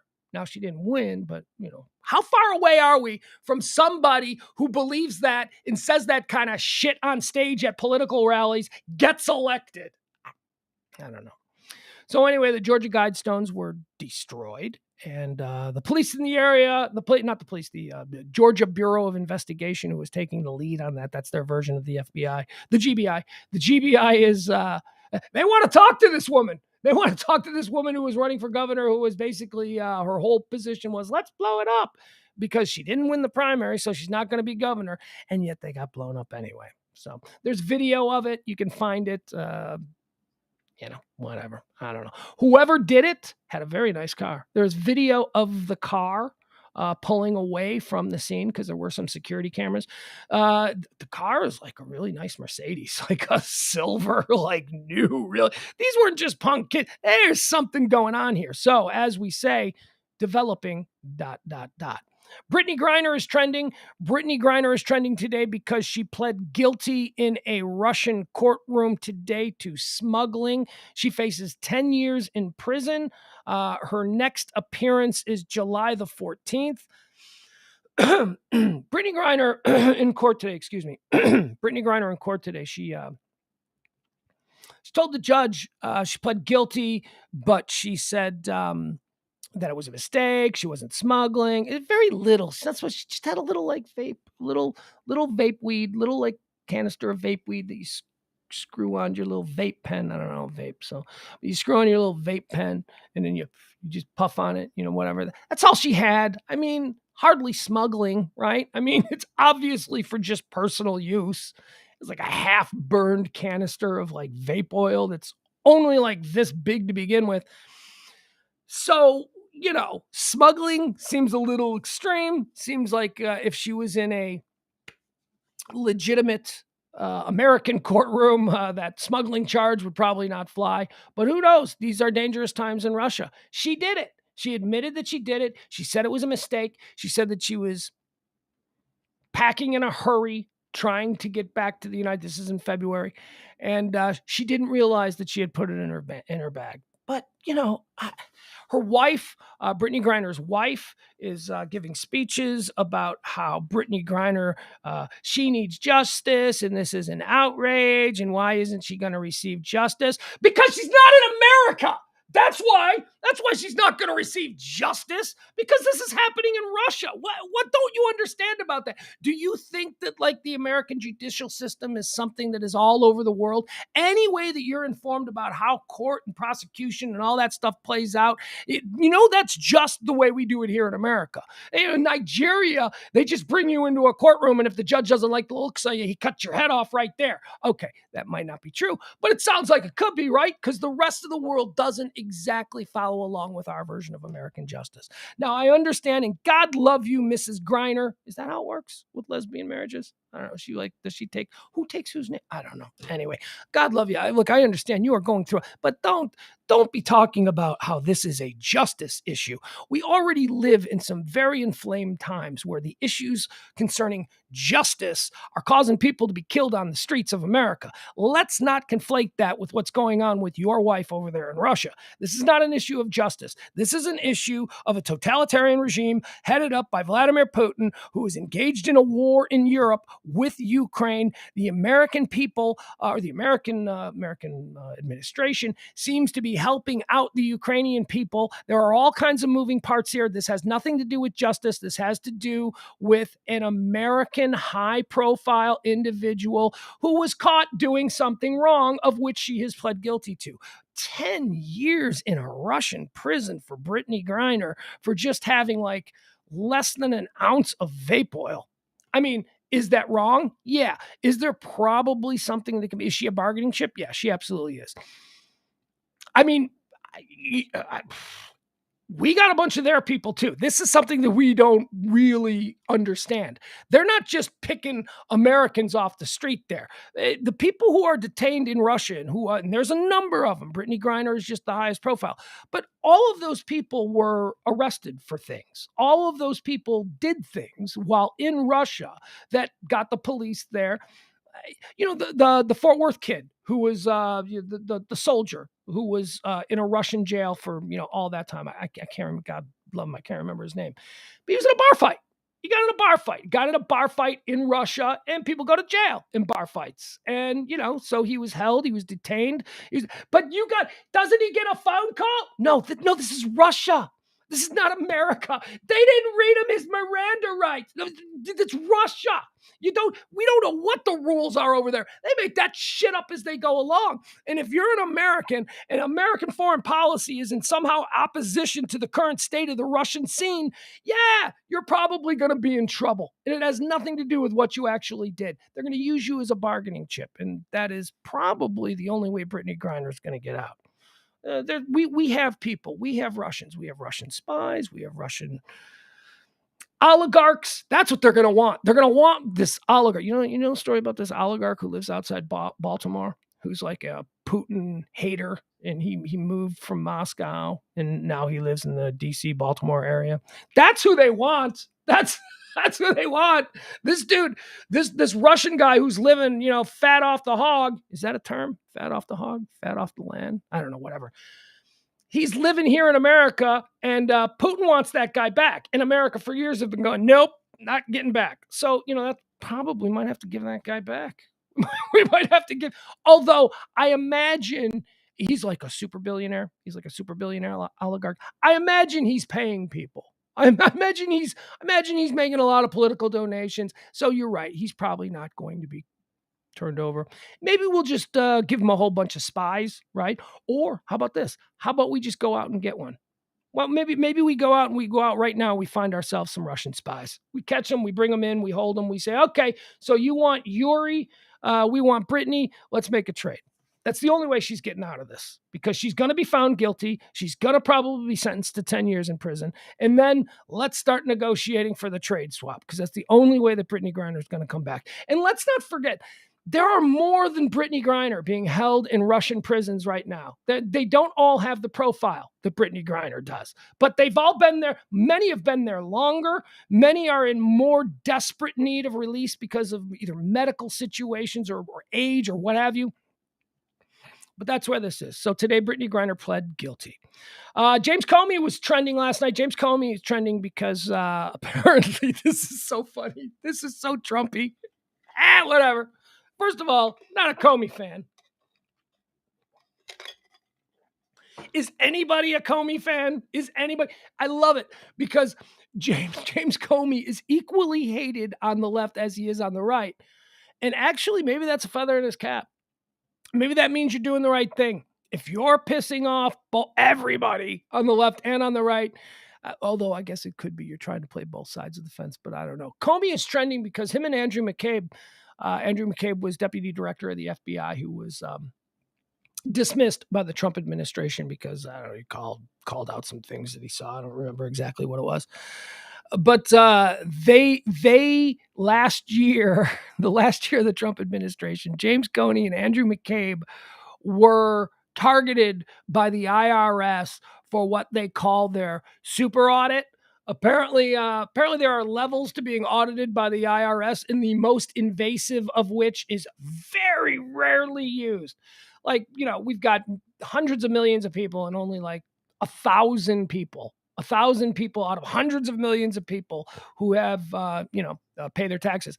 They get, what I'm saying is they're obviously targeted. Like, it's so Trumpy. It's like, okay, Comey's going to get audited for as long as I'm president. And so that's trending because the New York Times is reporting that he was unfairly targeted, him and Andrew McCabe. I don't know. Let's take a poke around. Yeah, you wanted the public spotlight, James Comey. You're the one who called for James. I don't want to get into my thoughts on James Comey. I don't like him. I did like him. There was a period of time where I thought, oh, this seems like an admirable man. And then I went, oh, boy, did I misjudge that. This guy just seems like somebody who's looking to sell a book once he gets out of office. And that's exactly what he did.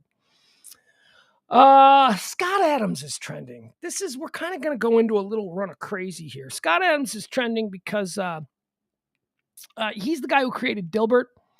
He basically put out a tweet yesterday that said, if you are the parent, this is in response to the shooter in Highland Park. He basically went on a rant about young men, young emasculated men in America who are being driven to do this stuff because of, all that stuff.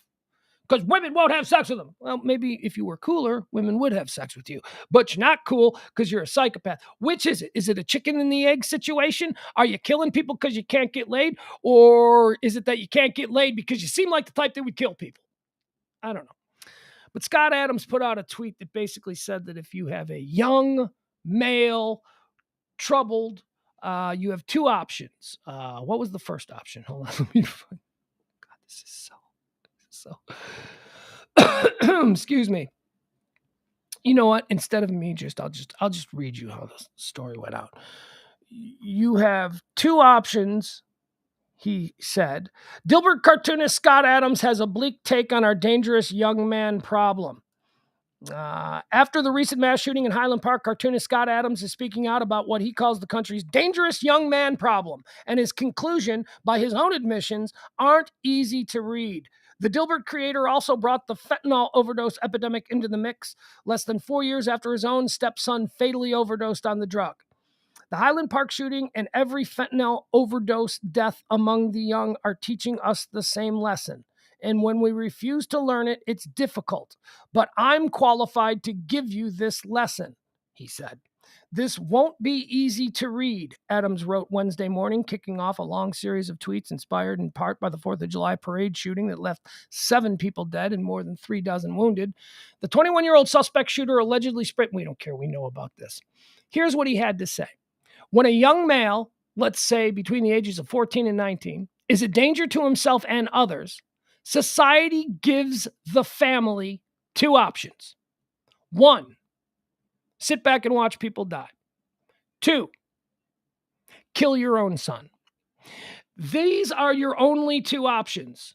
I chose 1 and watched my stepson die. I was relieved that he took no one else with him.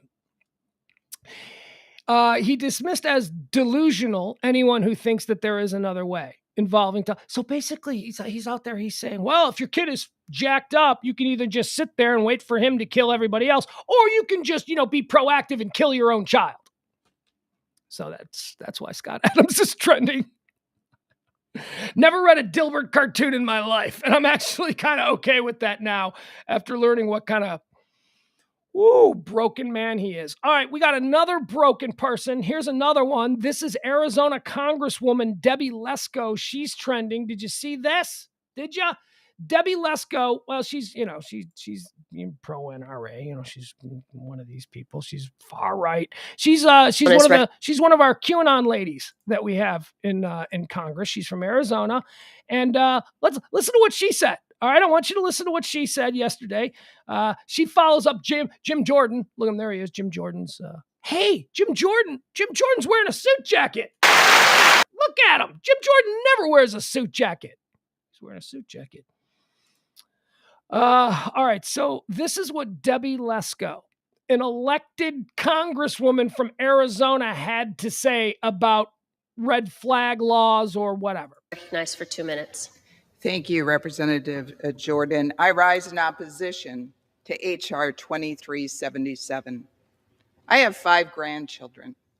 I would do anything to protect my 5 grandchildren, including, as a last resort, shooting them if I had to protect the lives of my grandchildren. All right, did you just get that?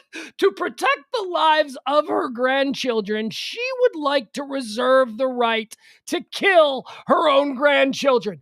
This is a congresswoman from Arizona. 77. I have 5 grandchildren. I would do anything to protect my 5 grandchildren, including, not crazy, as a last resort, shooting them if I had to protect the lives of my grandchildren. All right, there we go. That's America in 2022. One of the arguments for not having any sort of laws governing who can and when and how can purchase firearms, one of the arguments being offered on the floor of the United States Congress is, what if I want to kill my grandkids? How dare you? Now, as a last resort, give her credit. She said as a last resort. Folks, what is happening here? We have gone full freaking spin off this earth. We are out there. Elon Musk is trending. Because he got 2 more kids. Holy cow. Just a couple of months ago, he had a new baby. And we talked about that. And we talked about how he's producing babies like an NBA player. He is just... We talked about how, well, he's got like $200 billion. He's got more than $200 billion. So it's not crazy for him to have 7 kids. Hell, he could have 700 kids. He could have 1,000 kids. It'd be fine. He's got enough money to take care of his kids. No one's wearing hand-me-downs among the Elon Musk brood. But it's been revealed today that he's got 2 more. that people didn't know about. Apparently, Elon Musk quietly had twins last November with one of his top executives. This was revealed in court documents. Now, why was this revealed in court documents? Because he's being accused, he's being sued by somebody who works for him, sexual. Well, no, stewardess, right? Wasn't it stewardess? I'm sorry, flight attendant on his private jet. He's being sued for sexual. I don't know what is the term. Is it harassment? Is it? Did he touch her? I don't know. I'm not sure what it is. Didn't it have to do with a massage? Didn't he want something from the flight attendant on the airplane? Whatever. But that's matriculating its way through the courts. And it's now been in the discovery process, it's been discovered that, yeah, he does screw around with people that he works with. He said he doesn't, and he never does. But apparently he did, because just in November, he had twins with one of his executives, one of his Tesla executives. Hey, man, he's an interesting guy. He's got a lot going on. Life is different for the world's wealthiest man. 9 kids now. Elon Musk, 9 kids. Benny Hill is trending. Benny Hill is trending. This is a fun one. Benny Hill is trending because apparently there's this like prankster, this troublemaker in the UK who, oh, geez, do I not have this? Hold on. There we go. There's a prankster in the UK who has been...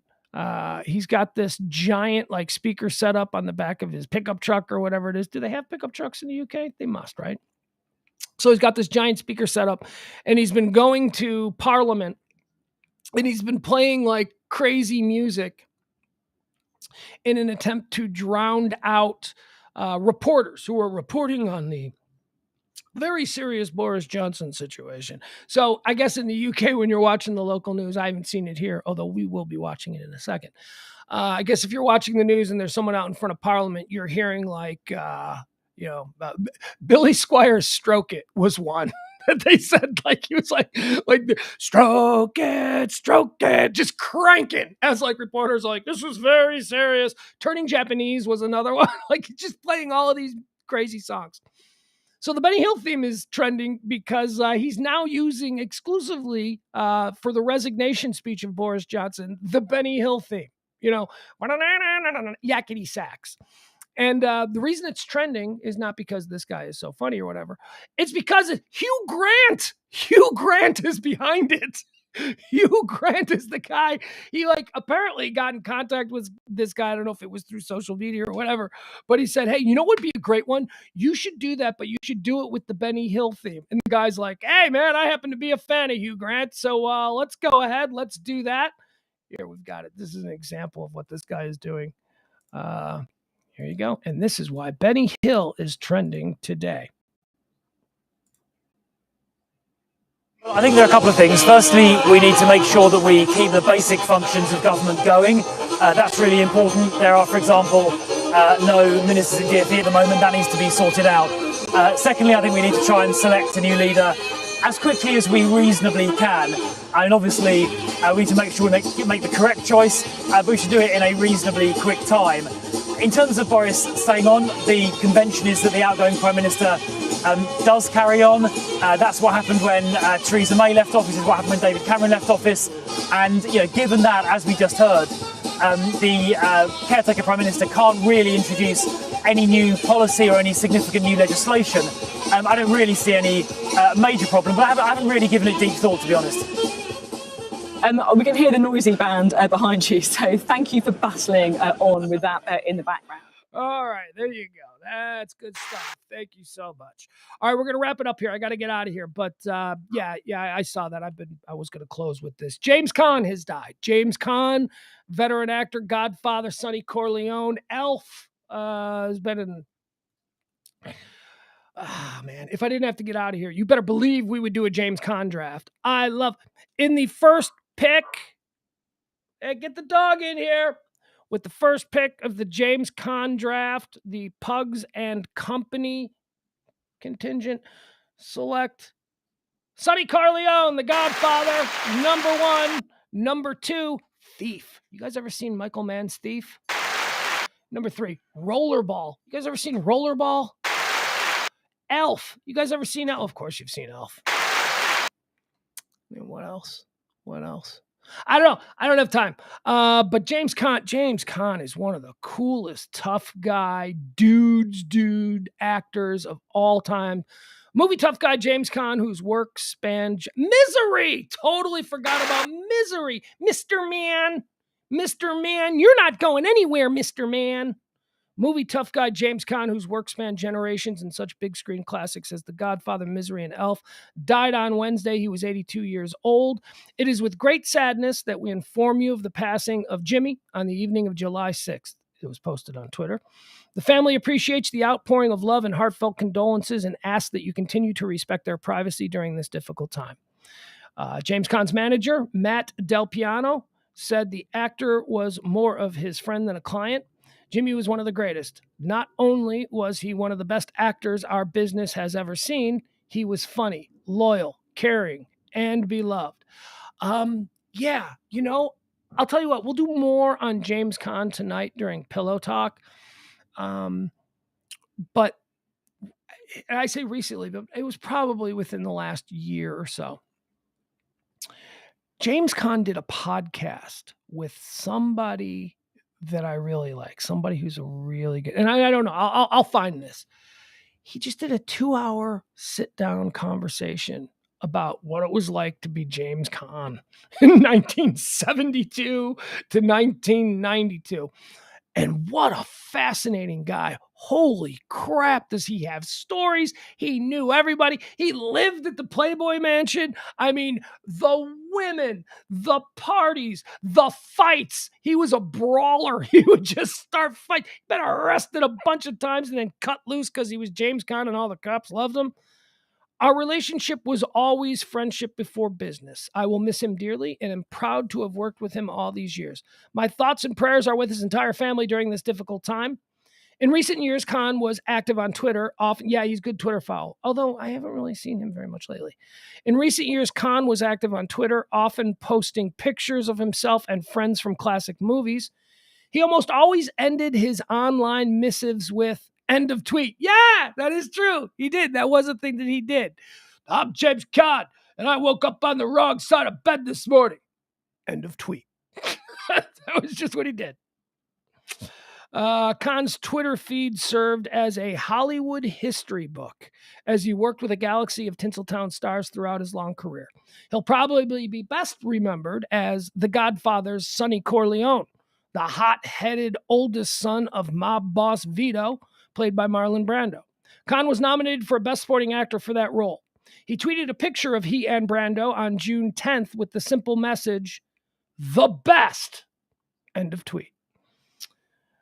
Caan's on-screen tough guy persona also set him up well to pull off comedic and often not so macho characters. To a younger generation of fans, Caan will always be the curmudgeonly father in Elf, disgusted that his son, Will Ferrell, refused to shake his man-child ways.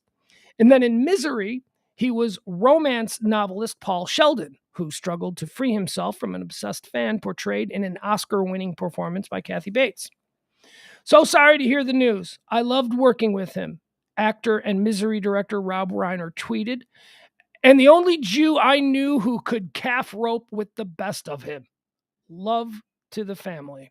And that's from, so that's not fun. I really like James Caan. And, if I wasn't up against it and had to get my kids somewhere really quick here, we probably would have gone into more. But as I said, tonight, if you join us on the Pillow Talk stream at 9 p.m. Central Standard Time, me and Parker, I promise we'll get more into James Caan.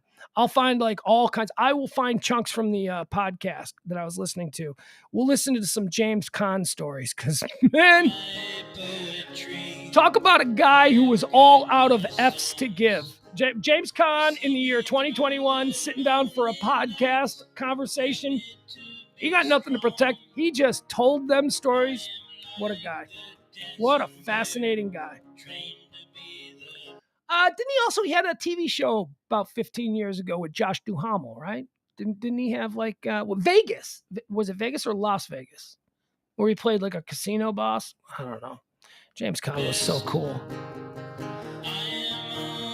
I mean, it's obvious that The Godfather goes number one, right? Greatest movie ever made. Sonny Corleone, one of the coolest characters in that movie. Sonny Corleone, James Caan. But honestly, folks, if you all haven't seen Thief, which was, I want to say, Michael Mann's first movie. Oh, Thief is such a cool movie.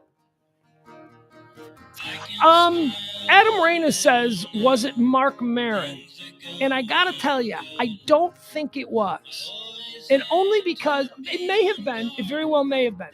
But I don't regularly listen to Mark Maron, so it would be odd, but it might be. You might be right. I'll have to check that out. All right, folks, I got to get out of here today. We'll be back at 9 o'clock for the Pillow Talk stream. Tip the show if you can. Help us out. It looks like we lost all of the graphics for that. The best is yet to come. There you go. You can help the show. You can do. We got PayPal. We got Cash App. We got Venmo. Treat me like your bartender. Treat me like your barista. Treat me like your car valet. Whatever it is, throw a little something in the tip jar if you can. If you can't, it doesn't matter. I love you all just the same, and we will continue trying to grind these out. 2 shows a day here on the Radio Misfits podcast platform. High Noon, which is what you have just been heard. And then again at 9 p.m. Central Time, Pillow Talk with myself and James Parker. I got to run, folks. I love you. You're the best. We'll see you later tonight.